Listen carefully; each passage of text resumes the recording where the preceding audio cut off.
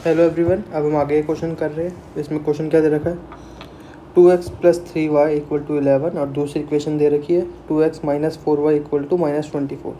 तो सबसे पहले हम इसमें से x और y की वैल्यू निकालेंगे, उसके बाद हमें m की वैल्यू फाइंड करनी है। तो वो कहाँ से होगी, इसमें x और y की वैल्यू पुट कर ओके। तो हम शुरू करते हैं। सबसे पहले इक्वेशन लिखते हैं 2x + 3y = 11। यहाँ से हम x की वैल्यू निकाल लेते हैं। 2x = 11 - 3y एंड x की वैल्यू हो गई 11 - 3y/2। इसको हम दूसरी इक्वेशन, जो वाली इक्वेशन है, इसमें पुट कर देंगे, मतलब हम सब्स्टिट्यूट कर रहे हैं x की वैल्यू। ठीक है, तो क्या है 2 ब्रैकेट 11 - 3y/2 -4y = -24। ओके, इतना हमारा आ गया। इसको आगे फर्दर सॉल्व करेंगे। ये कट गया, ये कट गया। 11 - 3y -4y = -24। ये बन जाएगा -7y। और ये चीज़ माइनस की, ये अभी प्लस का है, जब उस तरफ जाएगा तो माइनस का हो जाएगा। मीन्स -24 - 11, इट मीन ये हो गया हमारा -35। और यहाँ से सेम, तो y की वैल्यू क्या आ गई, -35/-11। ये कट के आ गया 5। y की वैल्यू 5 आ गई। अगर y की वैल्यू 5 है, उसको हम पुट करेंगे किस में, x की वैल्यू में। तो ये कितना हो जाएगा, x = 11 - 3 × 5/2। ओके, यहाँ से x की वैल्यू निकालेंगे। x की वैल्यू क्या आएगी, 11 - 15/2, इट मीन -4/2। ये कट के आ गई -2, मतलब x की वैल्यू आ गई -2। अगर हमारे पास x और y की वैल्यू, हमें m की वैल्यू फाइंड करनी है। उसके इक्वेशन क्या है, y = mx + 3, यही इक्वेशन है। हाँ, इसको हम आगे फर्दर सॉल्व करेंगे। y की जगह 5 लिखेंगे, m, x की जगह हम -2 लिखेंगे +3। ये कितना बन जाएगा, 5 - 3 = -2m। तो 2 = -2m। तो m की वैल्यू क्या आ गई, -1। हमारा यहाँ क्वेश्चन शुरू ख़त्म हो जाता है। अगला क्वेश्चन हम पढ़ते हैं। ये क्वेश्चन आप रीड कर लीजिए, ये बहुत आसान क्वेश्चन है। ऐसे क्वेश्चन आपको MCQ में भी मिल सकता है। ठीक है, कैसे होगा देखते हैं।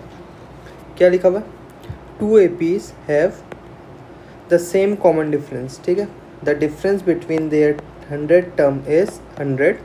What is the difference between their 1000 term. Answer क्या होगा इसका, 100।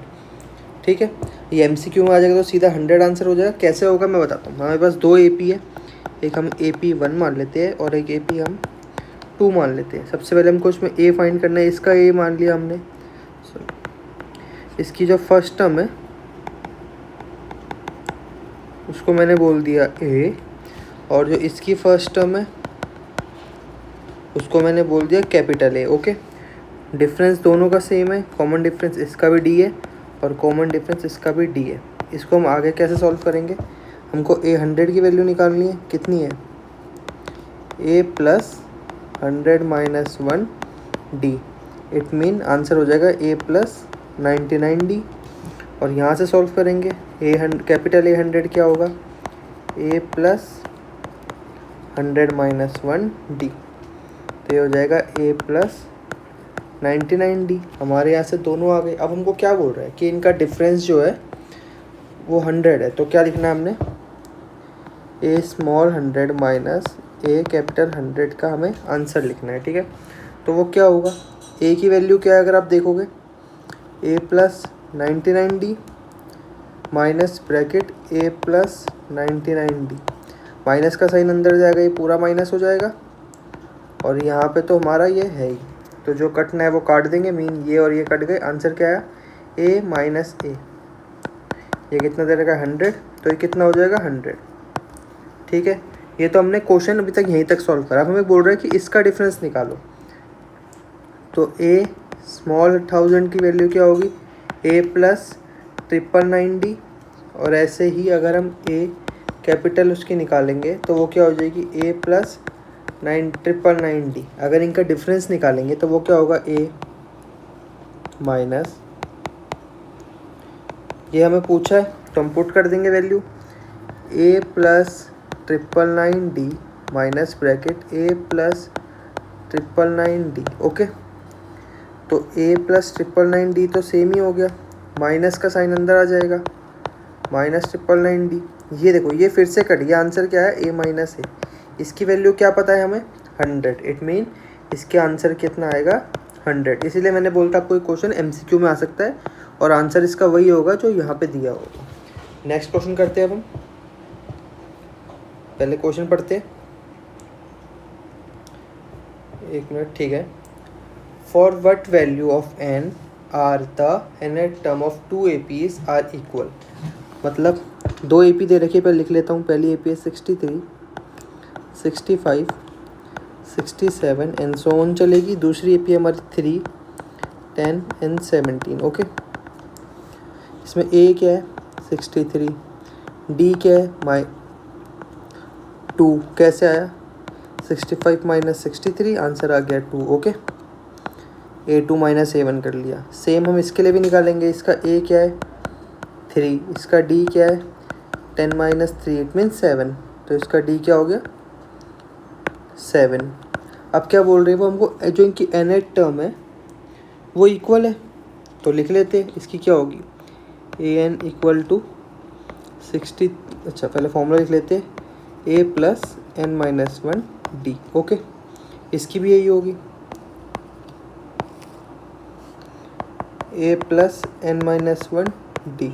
तो आगे इसको और सॉल्व करते हैं।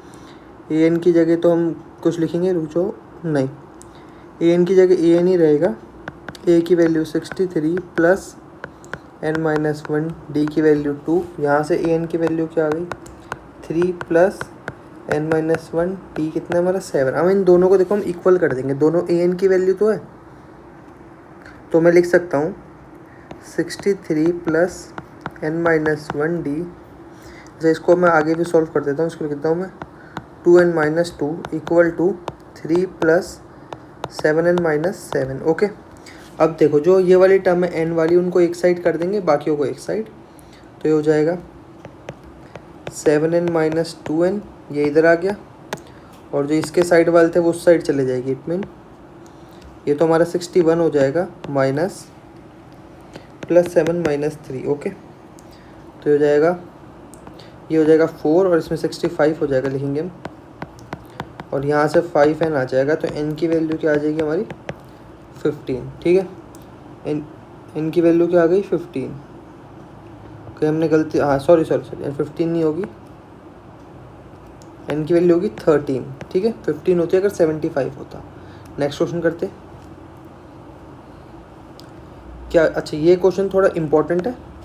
ये एक्सीड वाला जहाँ भी आ जाएगा तो आपको कैसे करना है मैं आपको बताता हूँ। पहले क्या बोल रखा है कि a determine the A P whose third term is इतनी। थर्ड टर्म क्या होती है, A3। It mean a plus 2d, जिसमें ये हमको पता है कितना है, 16। a की वैल्यू हमें नहीं पता और इसके आगे हमें कुछ नहीं पता है ना, इसको यहीं छोड़ देते। आगे क्या दे रखा है हमें, उसको सॉल्व करते हैं। क्या लिखा हुआ है कि जो 7 टर्म है वो एक्सीड करती है किससे, 5th टर्म बाय 12। तो इसको हम कैसे लिखेंगे, एक्सीड की जगह हम इक्वल लिख रहे हैं। क्या बोल रखा है, 7 टर्म 5th टर्म से 12 ज़्यादा है, यही तो बोला है। इसको हम आगे लिखेंगे a plus 60 equal to a plus 4d plus 12। a से तो a कट गया, 60 माइनस 4d इक्वल टू 12, तो 2d की वैल्यू क्या हो गई, 12, और d की वैल्यू कितनी आ जाएगी हमारी, ये हो गई 12/2, इट मीन 6। ठीक है, अगर d 6 आ गया तो यहाँ पुट कर देंगे इस वाली इक्वेशन में, तो 16 equal to a plus 2 into 6, 16 equal to a plus 12, तो a की वैल्यू क्या आ जाएगी, 16 माइनस 12 इट मीन 4। इसमें हम देखते हैं और कुछ निकालना था, AP डिटरमाइन द AP। ठीक है बेट, AP अगर आपको निकालनी है तो सिंपल है। पहली AP क्या हो जाएगी, इसकी पहली टर्म हो जाएगी 4, दूसरी हो जाएगी a plus d, a plus 2d, a plus 3d, d ये हो जाएगी 10, 6 इंक्रीज करने हैं 16 एंड 22, तो हमारी AP भी आ गई। ओके, अब हम नेक्स्ट क्वेश्चन करते हैं। नेक्स्ट क्वेश्चन किसका है, चैप्टर नंबर 6 का। तो थोड़ा सा क्वेश्चन पढ़ लो, फिर इसको आगे हम फर्दर सॉल्व करते हैं। क्वेश्चन छोटा सा है, कुछ नहीं बोला हुआ, सिंपल बता रखा है। एक बार डायग्राम बना लेता हूँ आपके लिए।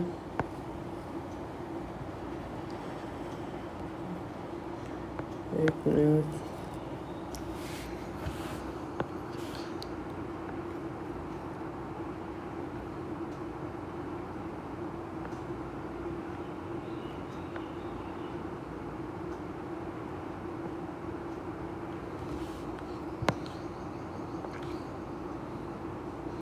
ये हमारा एक ट्राइंगल है, ठीक है।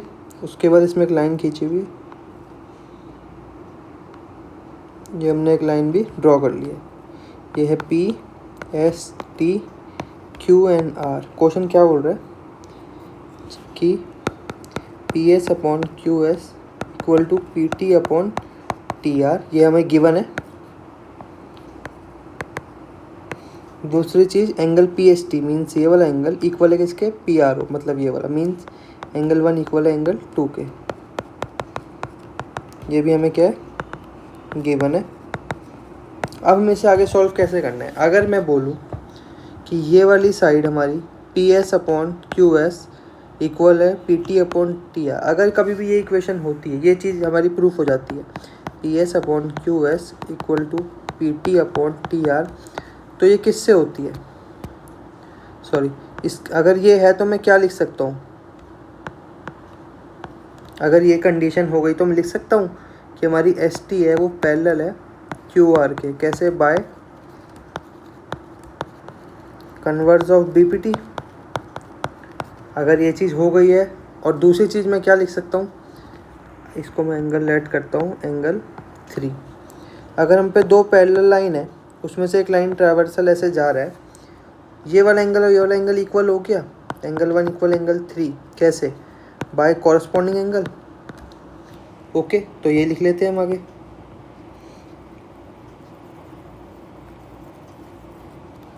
क्या लिखेंगे, एंगल 1 इक्वल है angle 3 by corresponding angle where PQ is a traversal, ठीक है। तो अगर अब आप देखो किसी ट्राइंगल का ये वाला एंगल और ये वाला एंगल इक्वल हो जाता है, इट मीन उसकी अपोजिट साइड्स भी क्या है, इक्वल है, ठीक है।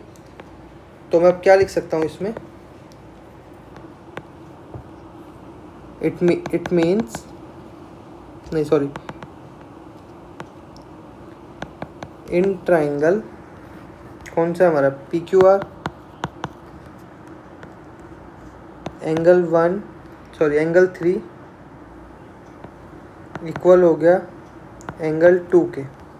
कैसे हो गया, क्योंकि हमें गिवन क्या है, जो हमारा एंगल 1 है इक्वल है एंगल 2 के, और एंगल 1 इक्वल है एंगल 3 के, इट मीन एंगल 2 इक्वल हो गया एंगल 3 के। अगर ये चीज़ इक्वल हो गई है, कैसे, इसको लिख लो equation 1 and equation from equation first and second, it mean triangle PQR is a isosceles triangle, ठीक है। इतना ही बोलता मैं, और कुछ प्रूफ नहीं करना, नहीं। अब हम अगला क्वेश्चन करते हैं, आज फिर पूरा लिख देता हूँ, आइसोस्केलस ट्राइंगल, ठीक है। अगला क्वेश्चन करते हैं। अगला क्वेश्चन भी इजी है, क्वेश्चन रीड करेंगे और उसको सॉल्व करते हुए चलेंगे। A girl of height 90 centimetre, एक गर्ल है, उसकी हाइट है 90 सेंटीमीटर।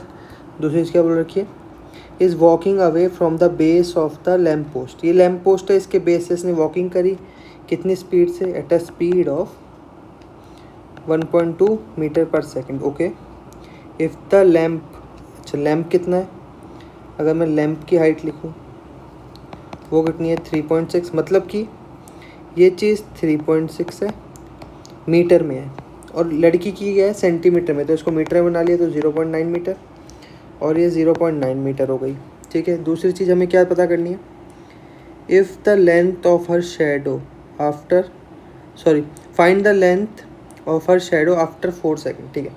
मतलब लड़की ने यहाँ से चलना शुरू करा, 4 सेकेंड में यहाँ आ गई।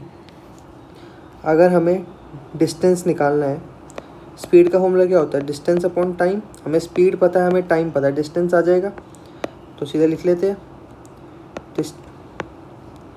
Distance equal to speed into time. Speed कितनी थी हमारी 1.2, टाइम कितना लगा 4 सेकेंड, इट मीन हो गया 4.8, मतलब कि ये डिस्टेंस हमारा 4.8 है,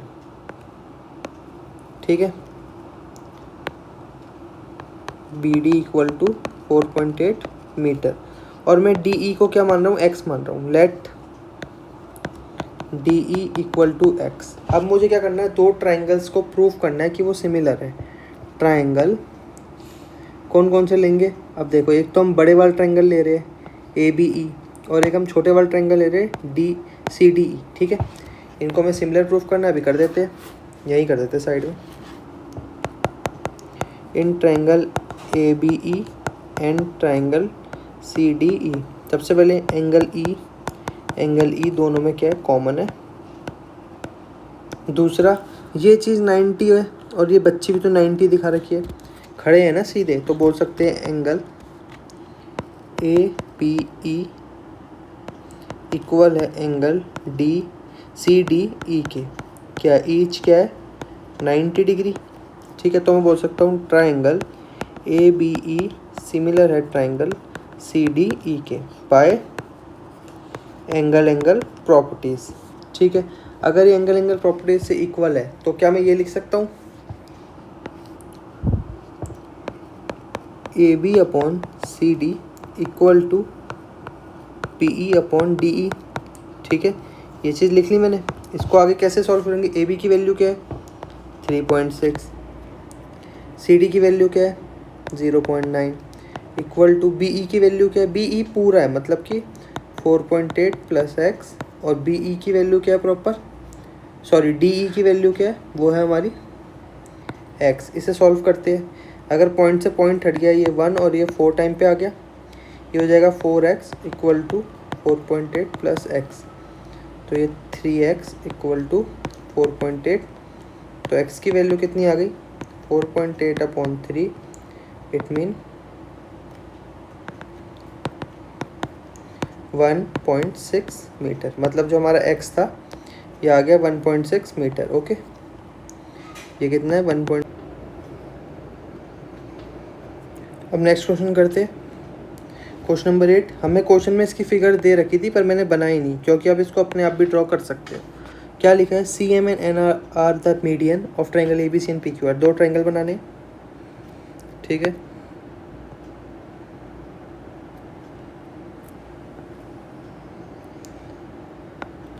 दो हमने ट्राइंगल बना लिए।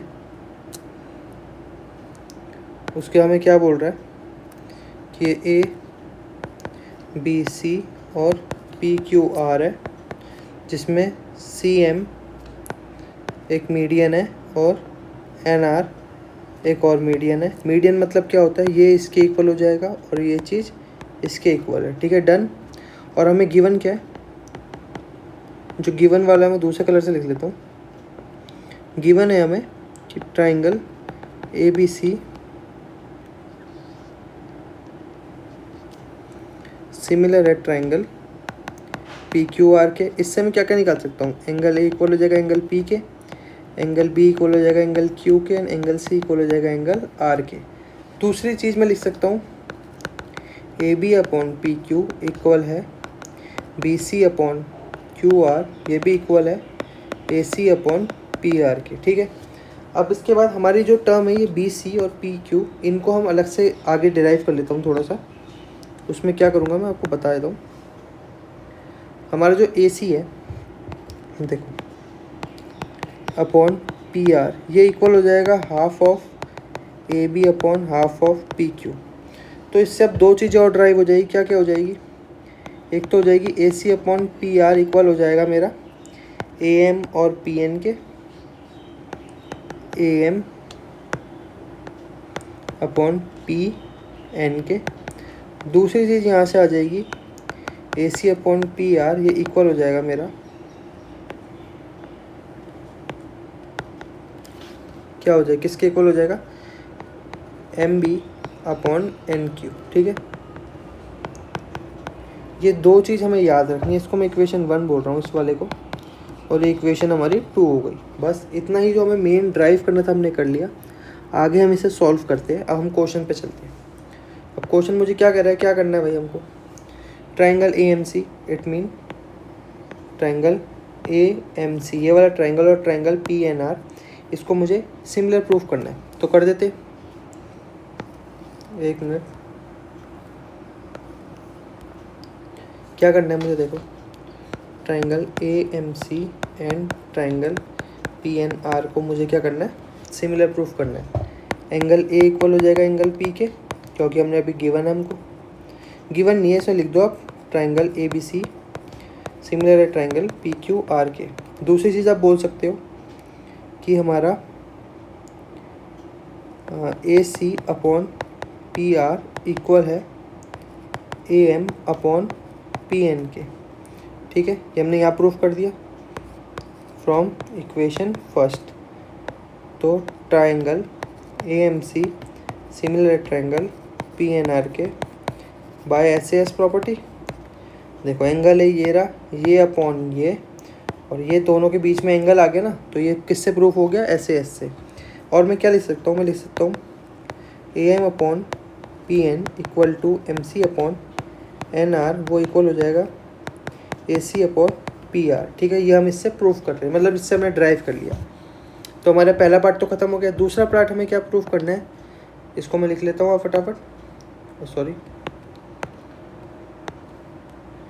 CM upon NR to proof करना है हमें CM अपॉन RN इक्वल है AB upon PQ, AB upon PQ। इसको प्रूफ करने के लिए हमको थोड़ी सी चीज़ पता होनी चाहिए, जैसे कि जो हमारा ये कहाँ से आएगा। देखो ये लिखा हुआ है, ये रहा, इसको हम इक्वेशन थर्ड लेते हैं। फ्रॉम इक्वेशन थर्ड मैं लिख सकता हूँ CM अपॉन NR इक्वल है AC अपॉन PR के। और अगर आप देखो कि यहाँ पे भी ये चीज़ इक्वल है, मैं गिवन था ना ट्राइंगल जो हमारे गिवन है, ये की सिमिलर है, उससे मैं लिख सकता हूँ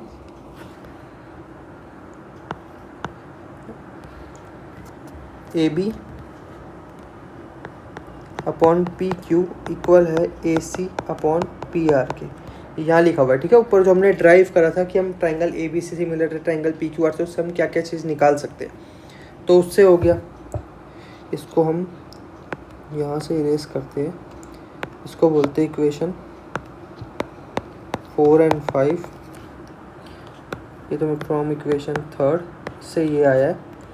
अब फ्रॉम इक्वेशन 4 और 5 CM अपॉन NR इक्वल हो जाएगा AB अपॉन PQ के। क्यों हो जाएगा, क्योंकि ये दोनों आपस में इक्वल है, तो मैंने इसकी जगह इसकी वैल्यू रख दी। ठीक है, तो हमारा सेकंड पार्ट भी यहाँ पे प्रूफ हो गया, डन।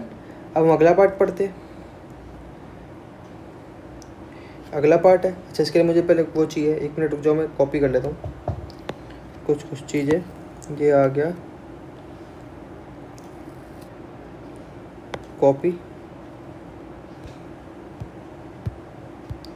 पेस्ट, थोड़ा सा छोटा कर लेते।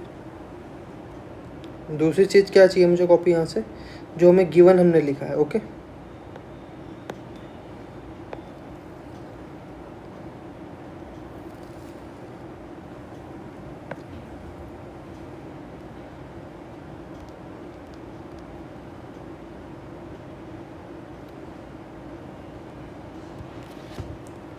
जो ये चीज़ें हमें गिवन है। ओके, अब हमें 2 ट्राइंगल्स को प्रूफ करना है। वो कौन से ट्राइंगल्स है वो देख लेते हैं। Triangle CMB and triangle NRQ। Same तरीका जो हमने ऊपर वाले को प्रूफ करने में लगाया, वही हम इसको लगाएंगे। कैसे, जो हमारा ट्राइंगल है CMB एंड ट्राइंगल RNQ, हमें पहली चीज़ क्या करनी है, हमारा एंगल B इक्वल है एंगल Q के। ठीक है, उधर A इक्वल था, इधर B इक्वल हो गया। ठीक है, क्योंकि हमें क्या है, ये ट्राइंगल ABC सिमिलर है ट्राइंगल PQR के। दूसरी चीज़ हमें क्या करनी है, अगर हम पे ये वाले एंगल आ गए, मतलब ये और ये साइड को हमें प्रूफ करना है, तो हमने ये प्रूफ करा था पहले ही, अगर आपको पता होगा। अच्छा यहाँ पे नहीं कर रखा, मैं कर देता हूँ। ये BC अपॉन QR किसके इक्वल है, BC अपॉन QR किसके इक्वल है, AB अपॉन PQ के। अगर AB और PQ का मैं हाफ कर दूंगा, क्या लिख सकता हूँ, फिर मैं लिख सकता हूँ एन क्यू, सॉरी पहले इधर वाला लिखेंगे, M B upon N Q किसका आ सकता है, B C upon Q R के। अगर ये चीज़ प्रूफ हो गई